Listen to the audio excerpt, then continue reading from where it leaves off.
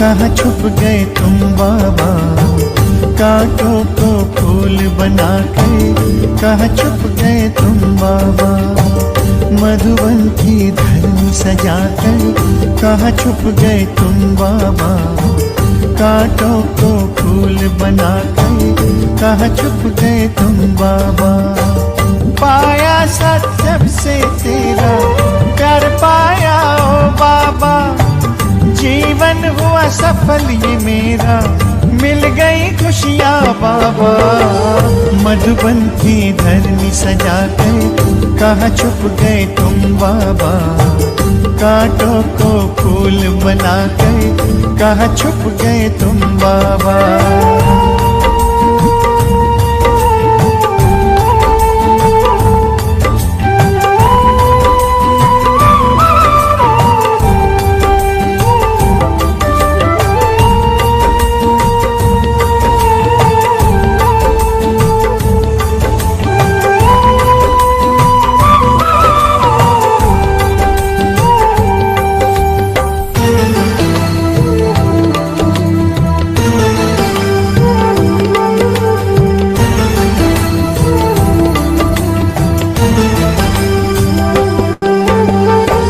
जब से पकड़ा तूने हाथ मन में हुआ प्रकाश, फैला ज्ञान का उजियारा, रोशन हुआ प्रभात।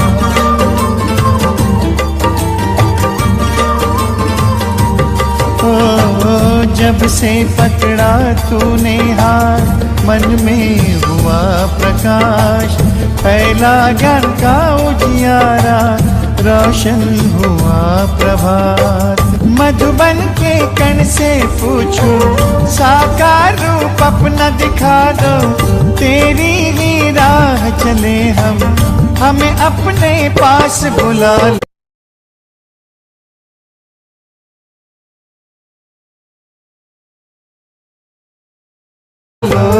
मधुबन की धरनी सजा कर कहाँ छुप गए तुम बाबा, कांटों को फूल बना कर कहाँ छुप गए तुम बाबा। मधुबन की धरनी सजा कर कहाँ छुप गए तुम बाबा, कांटों को फूल बना कर कहाँ छुप गए तुम बाबा।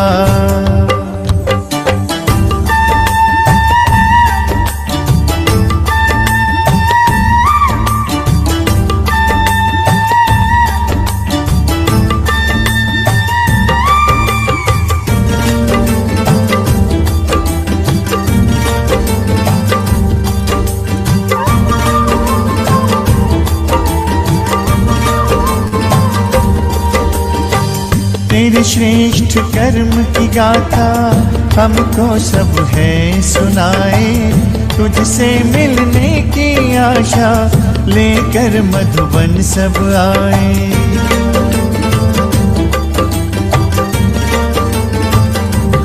ओ तेरे श्रेष्ठ कर्म की गाथा हमको सब है सुनाए, तुझसे मिलने की आशा लेकर मधुबन सब आए।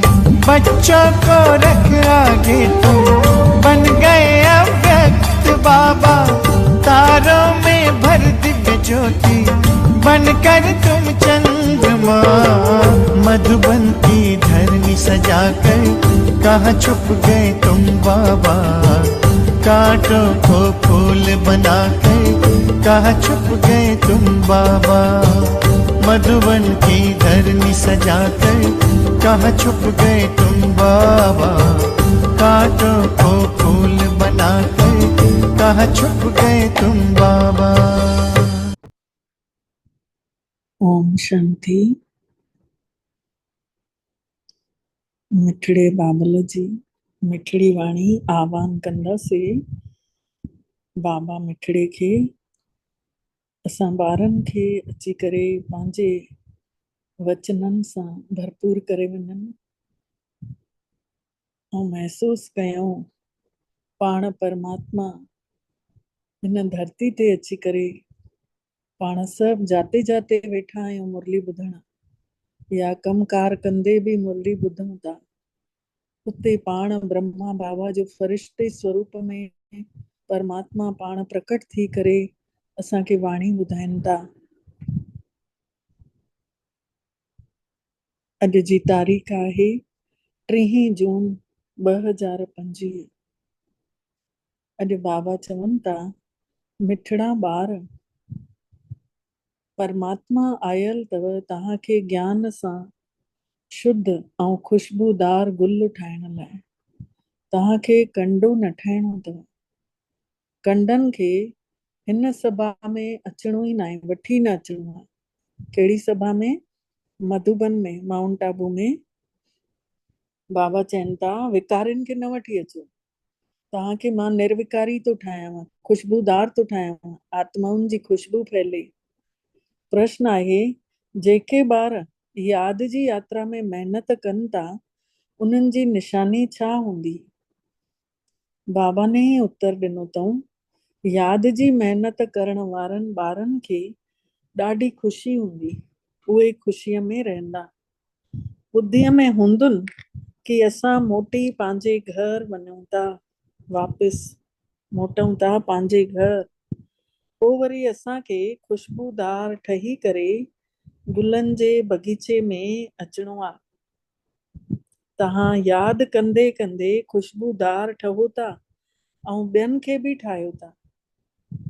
हिन महिल पाण सभु महिनत कयूं था आत्म स्वरूप में टिकी भॻवान खे यादि करण जी, ऐं इन्हीअ ई स्वरूप सां ई असां धीरे धीरे गुणवान थींदा वेंदासीं, देवी देवताउनि वांगुरु। ऐं असांजे अंदरि जेका खुशबू आहे आत्मा जे सतनि गुणनि जी, उहा खुशबू पोइ ॿाहिरि निकिरंदी। ॿियनि खे बि उहे वाइब्रेशन मिलंदा। ओम शांति।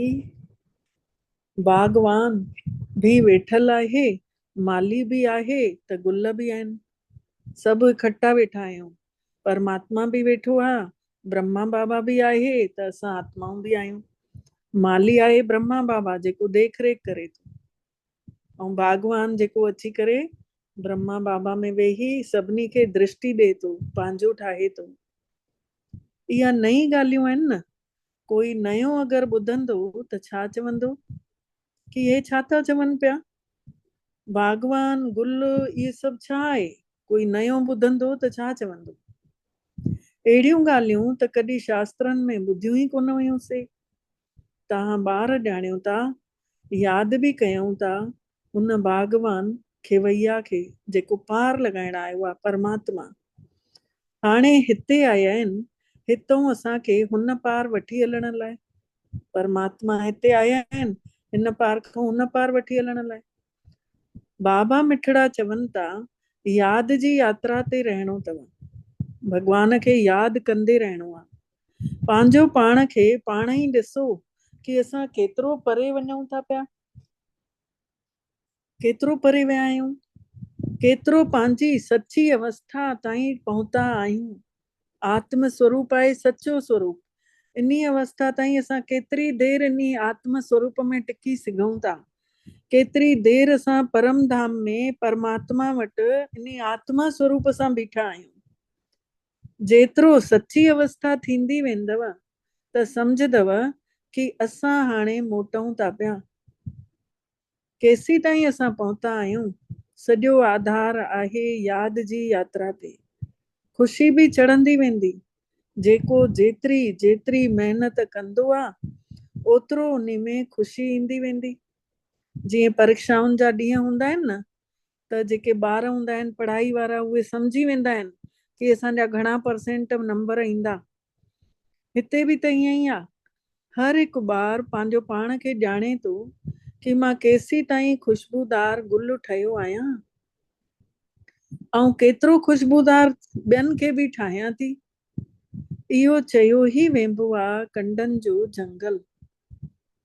हिन खे संसार खे चयो वेंदो आहे कंडनि जो जंगल, छोकी हिते हर कोई दुख थो ॾे। उहो आहे गुलनि जो बगीचो जेको भॻवान हाणे असां ॿारनि खे ठाहे थो। जेके आत्मा खे सम्झी वियासीं, आत्म स्वरूप में टिकण लॻासीं त सम्झो असां गुल ठहूं था पिया। त मुसलमान बि चवंदा आहिनि भॻवान जो बगीचो, अल्लाह जो गार्डन। सम्झ नथा कि उते हिकिड़ो ई बगीचो आहे, ओॾांहुं जेको बि वञे थो उन खे भॻवान गुल ॾींदो आहे, ईअं सम्झंदा आहिनि। मन में जेका इच्छा हूंदी अथनि उहा परमात्मा पूरी कंदो अथनि। मतिलबु इहा हिन महिल जी ॻाल्हि आहे कि असां हिते परमधाम में वेही करे जेको परमात्मा जे अॻितो पाण शुद्ध इच्छा रखूं था त उहा असांजी पूरी थी वञे। बाक़ी ईअं त कोन्हे कि कोई गुल खणी ॾींदो, बाबा खे त हथ पेर आहिनि कोन निराकार खे। जीअं जंहिंजी ॿुधी में आयो तीअं उन खे अनुभव थियण लॻो, साक्षात्कार त कुझु बि आहे कोन। भक्तीअ में त ॾिसो साक्षात्कार जे लाइ कि असांखे ॾेखारी ॾे परमात्मा, उन लाइ कोई गलो कटे ॾे थो, कोई आङुर कटे खून सां लिखे थो, कोई ज़बान खे चीरो लॻाए थो। एॾी भावना आहे भॻवान जे प्रति, इन करे त भारत में ई भॻवान अचे थो, छोकी एॾी श्रद्धा भावना भारतवासियुनि में ई भरियल पई आहे। मीरा खे बि ॾेखारी ॾिनेसि न कि उन जो केतिरो मान आहे, पर उहा त चइजे भक्ति जो रस्तो। भक्ति खे 2500 साल त हलणो ई आहे, ज्ञान त आहे ई कोन।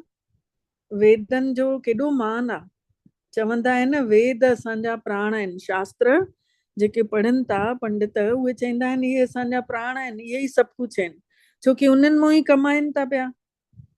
त भक्तीअ जे लाइ इहे वेद शास्त्र सभु आहिनि। भक्ति जो केॾो वॾो विस्तार आहे, केॾो वॾो वणो ठही वियो आहे भक्तीअ जो। कोई विर्त थो रखे, कोई हवन थो करे, त कोई सत्यनारायण जी कथा थो करे, कोई काॾे थो वञे, कोई तीर्थनि ते थो वञे, कोई मंदिरनि थो वञे, कोई गुरुद्वारनि में थो वञे, कोई धूबी पोखे करे कलश खणी मथे ते था वञनि, पेरनि उघाड़े दंडवत प्रणाम करे मंदिरनि में था पहुचनि। त हे तव्हां ॾिसो ज्ञान भक्तीअ जो केॾो विस्तार आहे, ऐं ज्ञान सां तव्हां केॾा शुद्ध था थींदा वञो। खुशबू बि निकिरदेव थी पई, कोई प्रेम स्वरूप ठही वियो आहे, कोई शांत स्वरूप थी वियो आहे, कोई शक्ति स्वरूप थी वियो आहे। त हे बि तव्हांजो बगीचो आहे। अलॻि अलॻि गुल आहियूं पाण सभु, कोई रात की रानी आहियूं, कोई चंपा आहियूं, कोई चमेली आहियूं, कोई मोगरो आहियूं, कोई गुलाब जो गुल आहियूं, कोई कमल जो गुल आहियूं। हिते ॾिसो कंडो त कंहिंखे बि न चवंदासीं, छोकी हिते विकारनि में त कोई वञे ई कोन थो। त चवंदासीं कि हिन बगीचे में हिकु बि कंडो कोन्हे। कंडा हूंदा आहिनि कलयुग में, विकारी माण्हू हूंदा आहिनि कलयुग में। हिन महिल आहे ही पुरुषोत्तम संगम युग, सभिनी खां उत्तम संगम युग, जंहिंमें कंडा काॾों आया, जंहिंमें कंडा काॾों आया। अगरि कोई कंडो हिते वेठो आहे, पंहिंजो पाण खे सम्झो पाण ई नुक़सान थो करे। कोई विकार में वञे थो ज्ञान में अचण खां पोइ त सम्झो पंहिंजो नुक़सान पाण कयईं। छोकी हीअ जेका सभा आहे न इंद्रप्रस्थ जी सभा आहे, हिन में ज्ञान जूं परियूं वेठल आहिनि, ज्ञान डांस करण वारियूं परियूं, जंहिंजा मुख्य मुख्य नाला पुखराज परी, नीलम परी केॾा पढ़िया आहिनि। उन्हनि जा ई वरी नव रत्न चया वेंदा आहिनि। पुखराज पीलो हूंदो आहे त सुख जो प्रतीक थियो, ऐं चवंदा आहिनि जेको बि मोती पाए, जेको बि पाए इहो पत्थर रतन, त इहो आंगुर सां टच थियणु घुरिजे। मतिलबु उन जे अंदरि उन सुख जी कमी थी वई आहे, त उन आत्मा खे सुख जूं ई किरणा वठणु घुरिजनि। कंहिंखे मान लो शक्तिअ जी कमी आहे त उन खे पाराईंदा आहिनि न माणिक, त शक्ति ॾे मिलंदी काॾों, परमात्मा खां। ऐं ॻाढ़ियूं किरणा वठूं, ईअं ई पनो थींदो आहे त साओ रंग आहे त प्रेम जो प्रतीक आहे। त बाबा चवनि था इहे रतन जेके चया विया आहिनि इहे केरु हुया कंहिंखे पतो ई कान्हे। भॻवान पाण छड़ो चए थो कि मूंखे यादि कयो बसि। तव्हां ॿारनि जी ॿुधी में हाणे सम्झ खुली वई अथव। 84 जो चक्कर बि हाणे ॿुद्धीअ में अथव। शास्त्रनि में ॾिसो 84 लख चई छॾियो अथऊं। मिठड़े मिठड़े सिकील ते ॿारनि खे परमात्मा ने सम्झायो अथईं कि तव्हां 84 जन्मनि जे लाइ हाणे सम्झाए छॾिया। हाणे तमो प्रधान खां सतो प्रधान ठहिणो आहे, केतिरो सवलो आहे। शरीर खां आत्मा में अचणु केतिरो सवलो आहे, भॻवान ने सेखारे छॾियो अथईं राजयोग सां। भॻवान ॿारनि जे लाइ चवनि था हिक मेन शिक्षा ॾियनि था कि मांखे यादि कयो, मां हिक खे यादि कयो। हिन महिल तव्हां ॿार खुशबूदार गुल ठहण जे लाइ पंहिंजो पाण खे आत्मा सम्झी परमात्मा खे यादि कयो, कंडा न ठहो। हिते सभु मिठा मिठा गुल आहिनि, कंडा कोन्हनि। हा, माया जा तूफ़ान त ईंदव, माया अहिड़ी कड़ी आहे जो झटि फासाए थी छॾे पई। बाबा चवनि था कंडा न ठहो, माया जा तूफ़ान त ईंदव ई, माया अहिड़ी कड़ी अथव जो झटि फासाए छॾंदव, पोइ वरी पछताईंदव कि अड़े असां नाहे छा करे छॾियोसीं, असांजी त कयल कमाई चट थी वई। हे अथव ई बगीचो, परमात्मा तो तैयार करे न हे बगीचो, त हिन में काई बि लापरवाही बि न हलंदी, आलस बि न हलंदो। बगीचे में सुठा सुठा गुल हूंदा आहिनि न, त हिन बगीचे में बि कोई फर्स्ट क्लास गुल था थींदा वञनि। जीअं मुगल गार्डन में सुठा सुठा गुल हूंदा आहिनि, सभु वेंदा आहिनि न ॾिसण, त हिते तव्हां वटि बि कोई ॾिसण न ईंदव, तव्हां कंडनि खे छा मुंहुं ॾेखारदव, जेके पाण ई बुराइनि में पिया आहिनि, विकारनि में पिया आहिनि, गारियूं गंद था ॾियनि, उन्हनि खे असां देवताउनि जो मुंहुं छा ॾेखारंदासीं। पाण सभु त देवियूं देवता ठहण वारा गुणवान आत्माऊं आहियूं, हिन महिल ब्राह्मण चोले में आहियूं। चयो वियो आहे न, मूत पलीती कपड़ धोए। आत्मा जेका अहिड़ी मेरी थी वई, बदबूदार थी वई पेशाब जी, उन्ही खे परमात्मा आयो आहे साफ़ करण, शुद्ध करण। उन्ही जी किरणनि खे असां तॾहिं वठी सघंदासीं जॾहिं असां उन खे यादि कंदासीं। ब्रह्मा बाबा खे बि जप साहिब, सुखमनी सभु यादि हुयसि, अखंड पाठ बि कंदा हुया। 8 साले जा जॾहिं हुया न, त पटको पाईंदा हुया, रहंदा त मंदिर में हुया। मंदिर जी चार्ज सॼी ब्रह्मा बाबा जे मथां हुई। हाणे सम्झूं था कि मुतपलीती कपड़ धोअण जो अर्थ छा थियो, महिमा त सॼी उन परमात्मा जी आहे।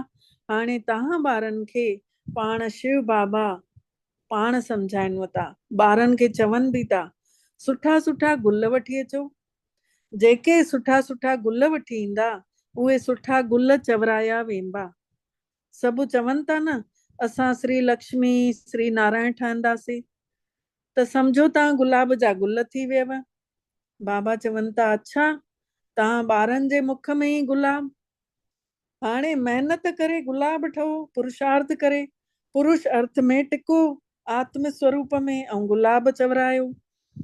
हाणे तॾहिं त खुशबू निकिरंदी न, गुलाब जे गुल में गोबर जी खाद पवंदी आहे, तॾहिं बि उन में खुशबू केॾी ईंदी आहे, सभिनी खे आकर्षित कंदो आहे गुलाब। त असांखे बि कोई कुझु ॾे, इंसल्ट करे, गारियूं ॾे, लेकिन असां रूहानी गुलाब, आत्मा जी खुशबू फैलदी रहे, प्रेम स्वरूप, शांत स्वरूप। त हाणे पुरुषार्थ करे हमेशह गुलाब ठहो। ढेर जा ढेर ॿार आहिनि, प्रजा त घणी ठहे थी। उते राजा राणी ऐं प्रजा, सतयुग में वज़ीर हूंदो ई कान्हे, छोकी राजा में ई एतिरी पावर हूंदी आहे, वज़ीर खां सलाह वठण जी ज़रूरत ई कान अथसि। न त जेको सलाह ॾे उहो ई वॾो चवराईंदो। उते त भगवान भगवती जी बि राय ज़रूरत ई कान्हे, वज़ीर तॾहिं हूंदा आहिनि जॾहिं आत्माऊं पतित थियूं हुजनि, अपवित्र थियूं हुजनि। भारत जी ही त ॻाल्हि आहे, ॿियो कोई खंड कोन्हे जाते राजाऊं राजाउनि खे मथो टेकनि।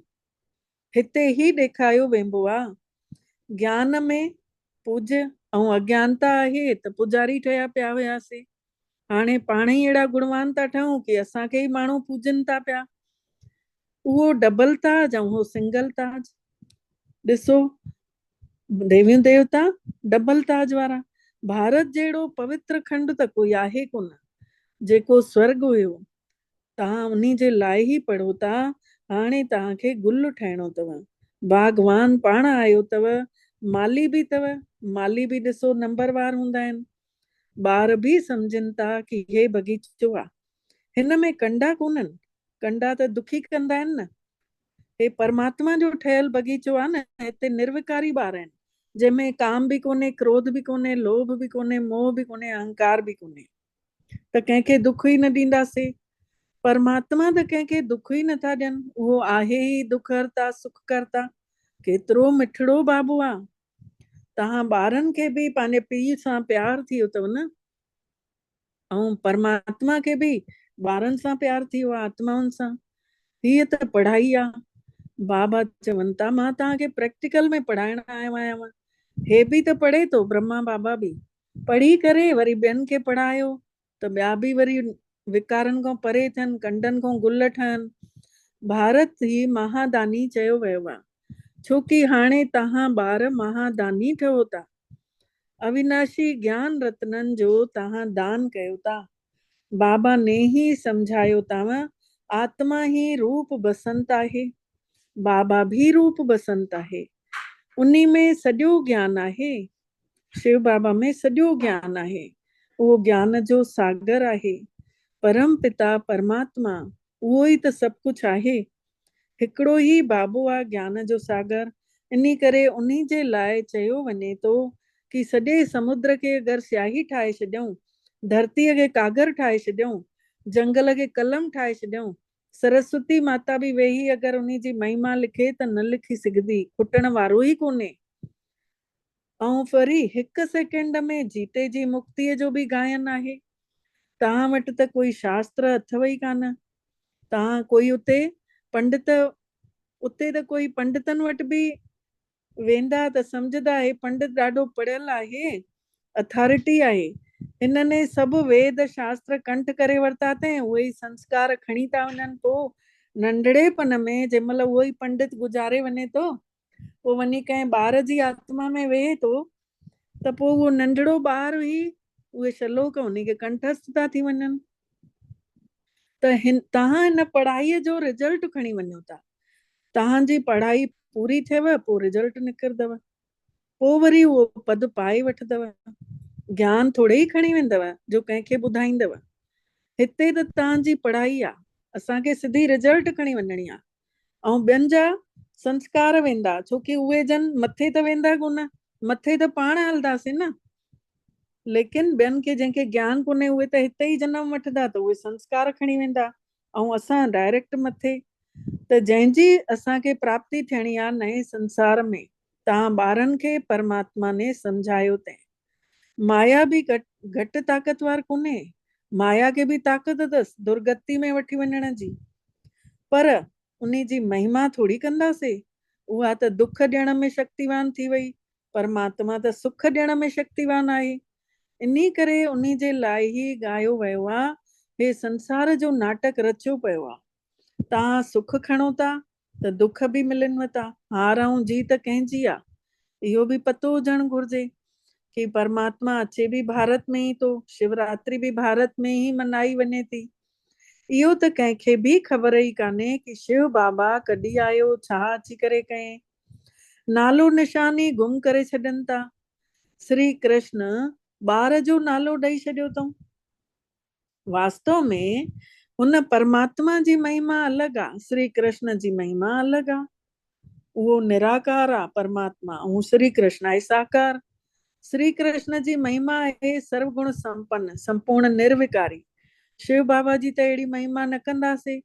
जंहिंमें गुण हूंदा उन में अवगुण बि हूंदा। इन करे परमात्मा जी महिमा अलॻि आहे। उहो त अकाल मूर्त आहे। असां बि अकाल मूर्त आत्माऊं आहियूं। आत्मा खे काल नथो खाई सघे त आत्मा अकाल मूर्त जो हे तख्त आहे जाते वेठल आहे आत्मा। असांजो परमात्मा शिव बाबा बि अकाल मूर्त आहे। काल त शरीर खे थो खाए। हिते अकाल मूर्त खे सॾु कयो था। सतयुग में न सॾु कंदव, छोकी उते त सुखी हुजो था। हिते दुख में सॾु था कयो। दुख में सिमरण सभु कनि था, सुख में करे न कोई। हिन महिल रावण जी राजाईअ में केतिरा दुख आहिनि। परमात्मा त सुख शांति जी दुनिया जो मालिक था ठाहिनि। 2500 साल पोइ कोई न पुकारींदो। जीअं शरीर जो पीउ पंहिंजे पुट खे सभु कुझु ॾेई करे पाण वानप्रस्थी थी वेंदा आहिनि। सभु कुझु ॿारनि खे ॾेई पोइ चवंदा आहिनि हाणे असां सत्संग में वञूं था, कुझु खाइण लाइ मोकिलंदो रहिजांइ। हे बाबा त ईअं न चवंदो, छोकी हे त चए थो मिठड़े मिठड़े ॿारो, मां तव्हांखे संसार जी बादशाही ॾेई करे वानप्रस्थ में हली वेंदुमि। मां थोरे ई चवंदोमांव खाइण लाइ मोकिलिजो। शरीर जे ॿारनि जो त फर्ज़ आहे न कि पंहिंजे पीउ जी संभाल कनि, न त खाईंदा कीअं। हे परमात्मा चवनि था मां निष्काम सेवादारी आहियां, मूंखे कोई स्वार्थ कोन्हे। माण्हू कोई कॾहिं बि निस्वार्थ निष्काम सेवा करे न सघंदा, न त उहे बुख मरी वञनि। चईंदा आहिनि न, घोड़ा घास से दोस्ती कर लेगा तो खाएगा क्या। असां थोड़े ई बुख मरदासीं, असां त भुखता आहियूं। तव्हां ॿारनि खे विश्व जी बादशाही ॾेई करे असां वञी विश्रामी थियूं था। बाबा चवनि था तव्हां ॿारनि खे विश्व जी बादशाही ॾेई करे असां वञी विश्रामी तो थियां मां परम धाम में। पोइ मुंहिंजो पार्ट बंदि तो थी वञे, पोइ वरी भक्ति शुरू थी थिए। इहो संसार जो नाटक ईअं रचियल पियो आहे। जेको रस परमात्मा वेही सम्झाणी ॾियनि था, वास्तव में तव्हांजो ई रोल सभिनी खां वधीक अथव, त इनाम बि तव्हांखे ई वधीक मिलणु घुरिजे। मां त आराम ई थियां थो, त तव्हां वरी ब्रह्मांड जा बि मालिक, संसार जा बि मालिक ठहो था। तव्हांजो नालो ॾाढो वॾो थो थिएव, ऐं हिन संसार जो नाटक जो रहस्य बि तव्हां ई चङी तरह ॼातो अथव। तव्हां ॿार आहियो ज्ञान जा गुल, दुनिया में ॿियो हिकु बि कोन्हे। राति ॾींहं जो फ़र्क़ु आहे। दुनिया वारा राति में आहिनि, अज्ञानता जे उंधारे में आहिनि। तव्हां त ॾींहं में वञो था। अॼुकल्ह ॾिसो, गुलनि जे लाइ बि वनोत्सव कंदा आहिनि न। जॻह जॻह जा अलॻि अलॻि क्वालिटी जा गुल खणी हिकु जॻह इकट्ठा करे कंपटीशन कंदा आहिनि। त जंहिंजो ॾाढो सुठो हूंदो आहे न, उनखे सरकार इनाम ॾींदी आहे। त भॻवान माण्हुनि जो हिते वनोत्सव करनि था, पाण सभिनी आत्माउनि जो। परमात्मा ॾिसो कहिड़ी कमाल थो करे कि माण्हुनि खे ई देवता थो ठाहे छॾे, रंग खे राजा थो ठाहे छॾे। हाणे अहिड़ो बाबा तव्हां सौदो करण आया हो, चओ था बाबा असांखे रंग खां राजा ठाहे छॾ। बाबा बि असांखे खणी शरीर खां आत्मा में टिकाए छॾे, त रंग खां राजा ठही वियासीं। इहो त ॾाढो सुठो ग्राहक आहे। उन खे बि तव्हां चओ था दुख हरता सुख करता। हिन जहिड़ो दान त कोई थींदो कोन्हे। ज्ञान दान सभिनी खां वॾो दान आहे। उहो परमात्मा आहे सुख ॾियण वारो। भक्तीअ में मां तव्हांखे ॾियांव थो सुख ई सुख, भक्तीअ में बि। पर हे संसार जो नाटक अहिड़ो ठहियो आहे, हाणे वेही सम्झाणी था ॾियनि, मां छा छा कयांव थो। अॻिते हली करे तव्हां सम्झी वेंदव। आख़िरीअ में तव्हांजी अवस्था कर्मातीत थी वेंदव। पोइ बि पुरुषार्थ त कराईंदुमि न, बाबा महिनत त कराईंदो। पीउ पंहिंजे पुट खां महिनत कराईंदो न कि अॻिते वधे। ईअं ई परमात्मा असां आत्माउनि खां महिनत कराइनि था कि तव्हां मूंखे यादि कयो। बरोबर हे सभु संसार त ख़तम थियणो ई आहे। अॼु कंहिंजी वारी सुभाणे कंहिंजी अचणी आहे। बाक़ी संसार में जेके रहंदा उहे सभु सुठा ॿारनि खां ई शुरूआत कराईंदा। हिन महिल परमात्मा तव्हांखे पढ़ाइण आया आहिनि। उहो ई ज्ञान जो सागर आहे। इन में मुंझण जी ॻाल्हि कोन्हे। हे संसार जो खेल हले थो। माया त तव्हांखे तूफ़ान आणींदव, पर परमात्मा चवनि था तव्हां इन खां डिॼजो न। ॾाढा किना किना वीचार बि ईंदव, उहो बि तॾहिं जॾहिं तव्हां परमात्मा जा ठही वेंदव। तॾहिं जॾहिं गोद न वरिती अथव तॾहिं माया एतिरो न विढ़ंदव। गोद वठण खां पोइ ई तूफ़ान ईंदा आहिनि। इन करे बाबा चवनि था संभाले करे हलजो। कमज़ोर आहियो त वरी प्रजा में अची वेंदव, ऐं राजा ई पद पाइणो अथव त पोइ आत्मा सम्झो, न त वरी दास दासियूं ठहंदव। इहे सूर्यवंशी ऐं चंद्रवंशी राजधानी ठहे थी। अच्छा, मिठड़े मिठड़े सिकी लधे ॿारनि प्रति माउ पीउ जो यादि प्यार ऐं गुड मॉर्निंग। रूहानी बाबल जी रूहानी ॿारनि खे नमस्ते। ऐं असां रूहानी ॿारनि जी बि रूहानी मिठड़े बाबल खे दिल जो यादि प्यार गुड मॉर्निंग ऐं नमस्ते। मिठड़ा बाबा नमस्ते। शुक्राना बाबा, तव्हांजा शुक्राना जे तव्हां असांखे पंहिंजो कयव ऐं असां सभिनि जो पद्मा पदम भाग्य जाॻायो। सार आहे अविनाशी ज्ञान रत्ननि जो दान करे महादानी ठहिणो आहे। जेका पढ़ाई पाण पढ़ूं था उहा ॿियनि खे बि ॿुधाइणी आहे। ॿियो आहे कंहिं बि ॻाल्हि में मुंझणो कोन्हे, डिॼणो कोन्हे। पंहिंजी संभाल पंहिंजो पाण खे करणी आहे कि मां आत्मा पंहिंजो पाण खां पुछूं कि मां कहिड़े तरीक़े जो गुल ठही आहियां, मां में काई बदबू त कान्हे। गुल जेको आहे ख़ुशबू फैलाईंदो आहे न, ऐं बदबू जेके असुर हूंदा आहिनि उहे फैलाईंदा आहिनि। त बाबा चवनि था पंहिंजो पाण खे चेक कंदा रहो कि मां कंहिंखे दुखी थोड़ी थो कयां, कंहिंखे परेशान थोड़ी थो कयां। वरदान आहे, भगवान वरदान ॾियनि था, मथे ते हथ रखी महसूस कंदासीं परमात्मा जो वरदान असांजे अंदरि समाइजे थो ऐं असां हिनखे जीवन में आणींदासीं। पक्को संकल्प सां कमजोरियुनि रूपी कलयुगी पहाड़ खे समाप्त करण वारा समर्थी स्वरूप ठहो। पक्को अंदर संकल्प करे वठूं कि असां में जेका कमजोरी कमी आहे असां हिनखे पॉजिटिव सोचे करे ऐं हिनखे समर्थी ठही वेंदासीं। पॉजिटिव सोचे हिन कलयुगी पर्वत खे समाप्त कंदासीं।